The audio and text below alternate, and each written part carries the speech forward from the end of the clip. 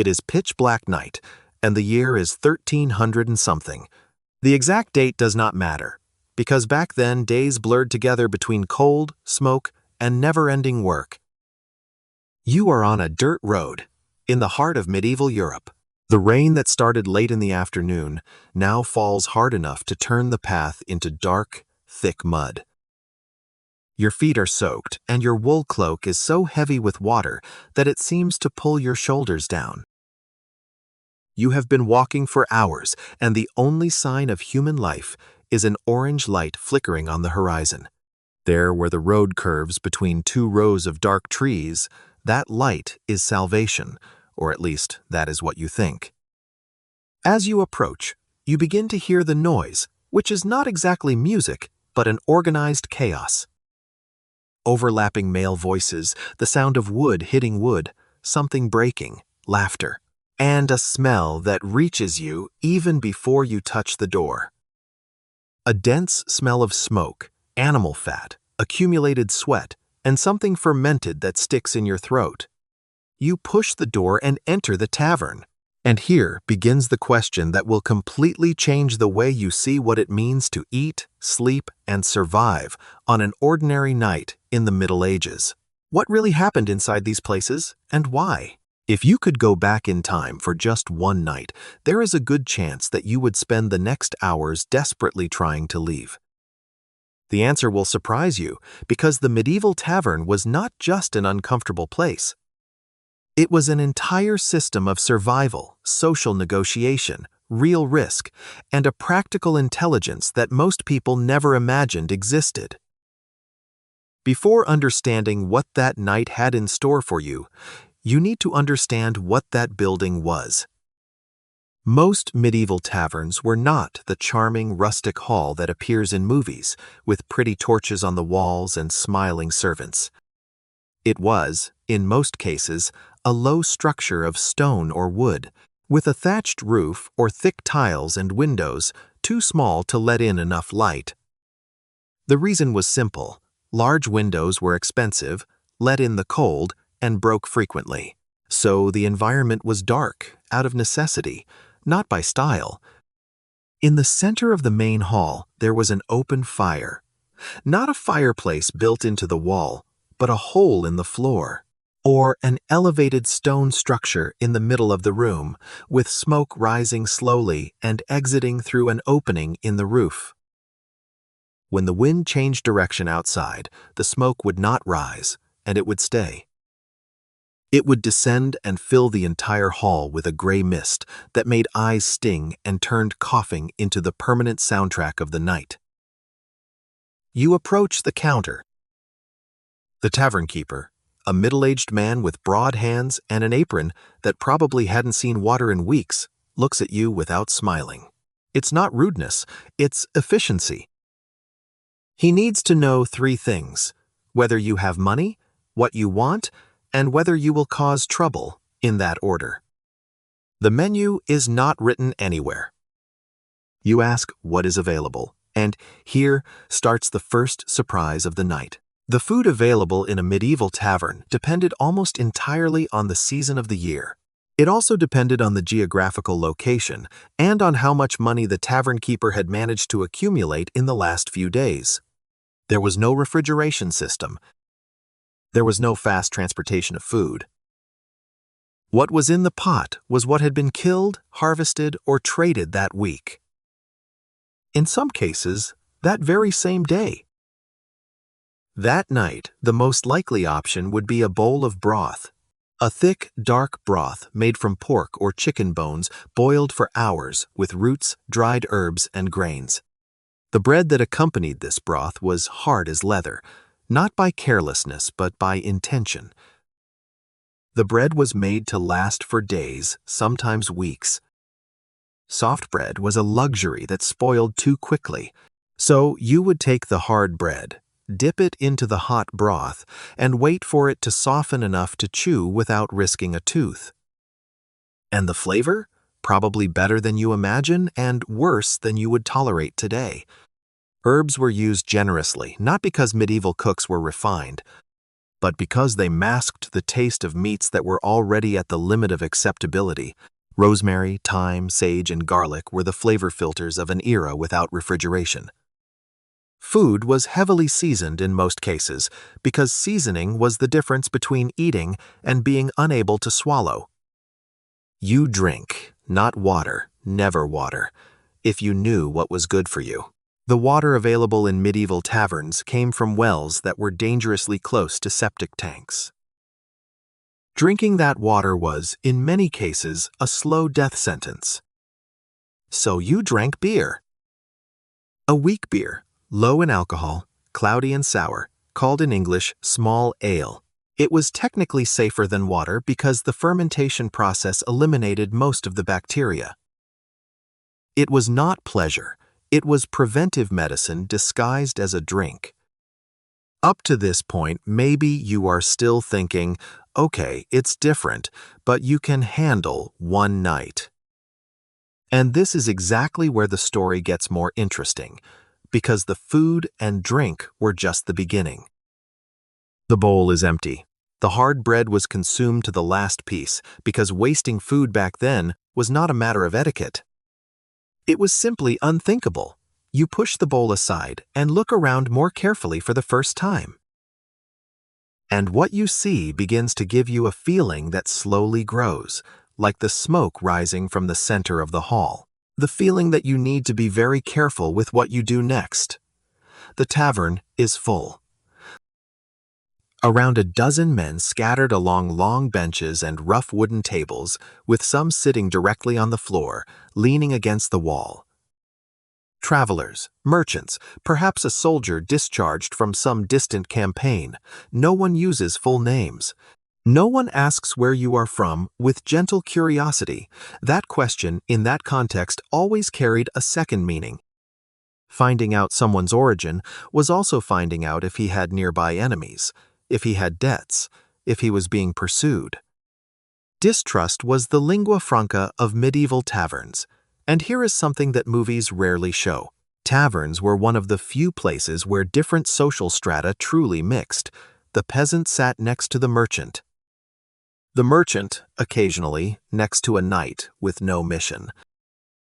This mixture created a constant, silent tension because medieval social rules were rigid outside the tavern. But inside, the line between respect and provocation was thin as a penknife blade. A wrong word about the local feudal lord, a misconstrued joke about religion, a gesture read as a challenge. Anything could transform the atmosphere into chaos in seconds. Researchers who study medieval court records have identified that a surprisingly high fraction of the recorded brawls in European cities from the 12th to the 15th centuries began inside taverns. Not because people were more violent by nature, but because the tavern concentrated in a single space all the right ingredients. Tiredness, weak alcohol consumed in large volumes, reduced physical space, conflicting social hierarchies, and enough darkness to make anyone feel less observed than they really were. You observe, learn quickly, keep your voice low, your gaze calm, and your hands visible on the table. A universal, non-threatening gesture that crosses centuries without losing its meaning. The night advances. Tallow candles are made from animal fat, not beeswax, which was too expensive for common use. They cast a yellow, uneven light that transforms each face into a mask of shadows. The smell of tallow candles is another sensory detail that no schoolbook prepares you to face. It is a greasy, slightly rancid odor that mixes with the sweat of bodies. It also mixes with the smoke from the fire and the persistent smell of mud brought inside on everyone's shoes and boots. You ask the innkeeper for a place to sleep, and here is the moment when most people who imagine this experience make the biggest mistake. It is to imagine that there would be a room, a private space, a bed with a mattress. In the vast majority of medieval taverns, especially roadside ones built to serve common travelers, not nobles in transit, there were no private rooms. There was a common space on the upper floor or in a corner of the hall itself. It was separated by a thin wooden partition or simply by a curtain of coarse fabric, and in that space there was straw. Sometimes there was a straw mattress covered with a linen cloth. And on that mattress, you did not sleep alone. You slept with whoever else had arrived that night and needed a place. Sleeping with strangers in a common bed was not considered degrading or unusual. It was simply the practical reality of a world where heating depended on clustered bodies, and space was always scarce. Records of medieval travelers, including pilgrims making their way to Compostela, naturally describe the experience of lying down next to two. There were 3 or 4 strangers in a straw structure, using their own bag of belongings as a pillow. Because leaving belongings far from your body overnight was the kind of mistake you made only once. And belongings were a legitimate concern. Not because of an exaggerated or dramatized danger, but for a very simple and human reason: poverty. Most of the people who slept in that tavern had very little, and very little, when threatened, turns ordinary people into opportunists. A pair of good boots, a quality knife, a few coins at the bottom of a purse, these were real treasures in that context. Vigilance was not paranoia, it was practical wisdom accumulated over generations. But there is an element of that night that goes beyond physical discomfort and social tension. An element that represents perhaps the greatest real risk of the entire experience, and that has to do with something you carry in your own body, your immune system. You, a traveler from the present thrown into a medieval night, would carry an immune system shaped by vaccines, antibiotics, treated water, and decades of modern hygiene. And the medieval tavern was, from a microbiological perspective, an environment of frightening complexity. Fleas lived in the straw of the mattresses. Lice passed from head to head with an ease that today seems impossible to imagine. Diseases that today are treated in 2 days with a pill, simple bacterial infections, diarrhea caused by contaminated water, respiratory inflammations caused by constant smoke, were, in that context, real threats to survival. This does not mean that medieval people were naive or dirty by choice. It means they lived within the limits of available knowledge. And within these limits, they developed solutions that worked, not perfectly, but enough for the species to continue existing. The roads continued to be traveled, and the taverns remained open night after night. The herbs scattered on the floor, rosemary, mint, lavender, when available, were not decoration. They served to reduce the smell and, it was believed, to purify the air.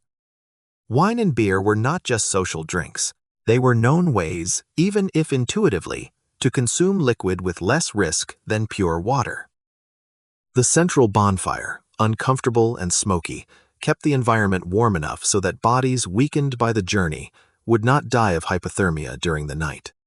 Every element of that uncomfortable environment had a logic built not in a laboratory, but in centuries of trial, error, death, and adaptation. And here is the moment when we need to stop romanticizing. Because there is a seductive narrative around the Middle Ages that turns suffering into charm and deprivation into adventure. And that narrative is, most of the time, a gentle lie. The reality is that the average life expectancy was around 40 years. And that's not because people aged faster, but because infant mortality was devastating. Diseases were untreatable, and common accidents that today would be minor became fatal with shocking frequency. The child born on the same day you arrived at that tavern had a real chance of not seeing their 5th birthday. A night in a medieval tavern was not an adventure, it was a constant negotiation with risk. Light begins to seep through the cracks in the wood even before you realize you slept. It wasn't deep sleep. It was that suspended state between consciousness and rest, where any noise pulls you back to the surface. The straw beneath your body left marks on your skin. Your neck aches in a way that no position could avoid throughout the night. The man next to you snored for hours with an intensity that seemed to defy the laws of human sleep. But you made it to dawn, and that, in that world, was enough. The tavern hall begins to stir slowly. Those who slept on the floor get up first, rolling their belongings with the automatic movements of someone who does this every night. The innkeeper is already awake, probably never truly slept, because the tavern was also his home, his business, and his responsibility all at once. He feeds the fire with new wood and places a large pot to heat up. The smell that begins to spread is of oatmeal or barley cooked in water. Sometimes with a little honey or fat mixed in for consistency, that was breakfast. There was no other option. You sit at the table and receive a bowl of the same kind as last night. Thick ceramic, without any decoration, functional to the bone. The porridge is hot, pasty, and has a neutral flavor that borders on bland. But it is hot. And after a night in those conditions, the warmth going down your throat has a value that no restaurant fix can put into words. And it is in this simple moment, a bowl of porridge on a cold morning from a century that no longer exists, that the central question of this story finally finds its complete answer. Why would you beg for modern food after a single night in that tavern? It wouldn't be because of the taste, although the contrast was immense. It wouldn't be just for physical comfort, although the difference between a spring mattress and a bundle of straw with fleas is an experience that the body registers with brutal clarity. The most truthful answer is deeper and simpler at the same time. You would beg for predictability. Modern food, with all its industrialization, its preservatives, its plastic packaging, and its global supply chains, offers something that humans spent most of their history without. The certainty that what you put in your mouth will not kill you.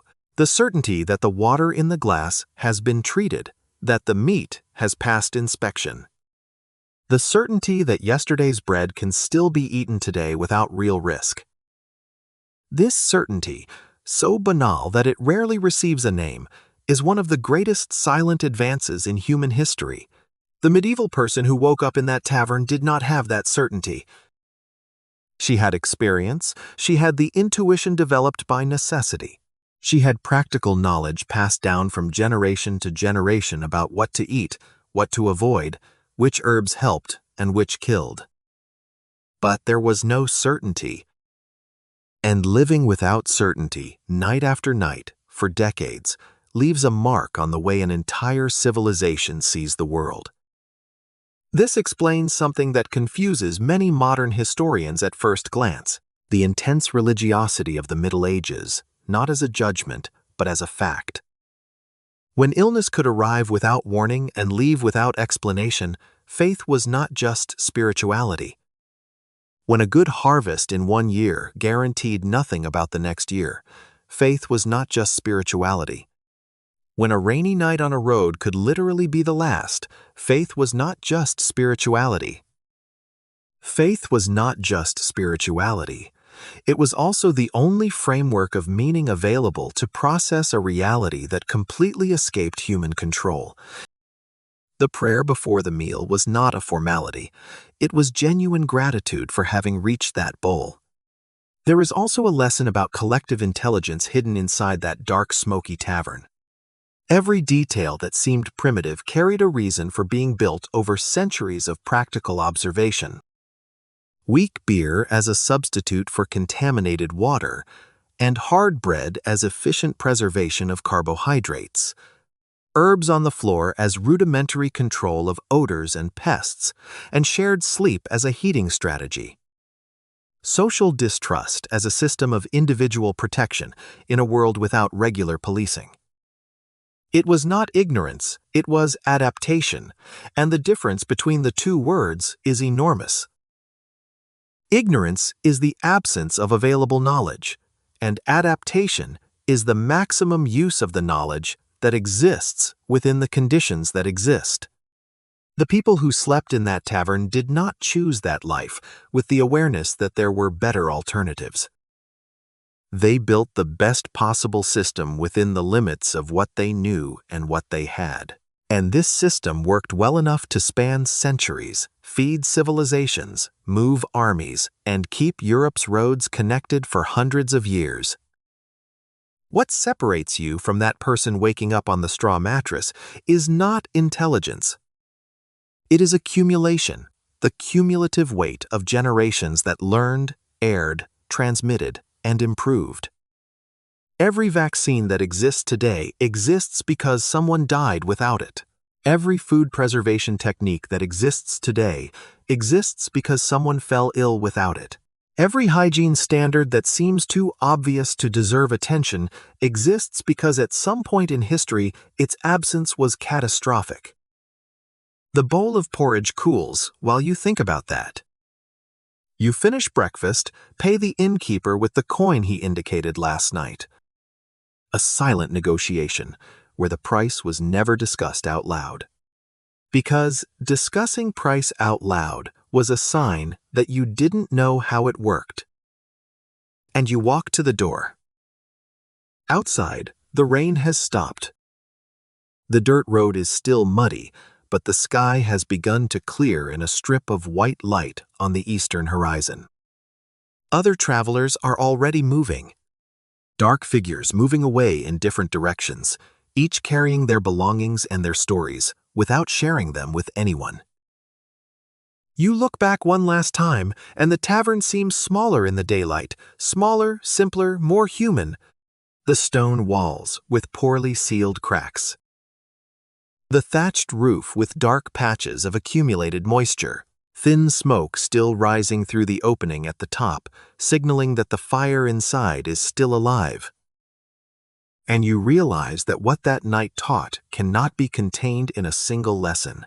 It is a set. It is the visceral understanding that comfort is an achievement, not a natural right, that food security is a recent and fragile historical victory. Understand that the people who lived before us were not background characters in a medieval setting. They were complete human beings, with fear, with hope, with smart strategies, and with a daily resilience that most of us will never need to develop. Remember the next time you open a refrigerator at 2 in the morning and find exactly what you wanted. Remember that bowl of cold porridge on a morning of 1300 and something. Remember the smoke that stung your eyes and the hard bread that needed broth to soften. Remember the man who snored beside you all night and the bag you held against your chest while pretending to sleep. Remember that everything you consider basic was, one day, impossible. If this story made you see everyday life differently, leave your comment down here. Which part of that medieval night do you think would be hardest to endure? Your answer could become the channel's next video. If you've made it this far, you already know it's worth hitting like and subscribing so you don't miss the next documentaries. And if you want to continue this journey, the video about what it was like to survive a medieval winter without heating is waiting for you right here. And I guarantee it will make you appreciate even more the blanket you are under right now.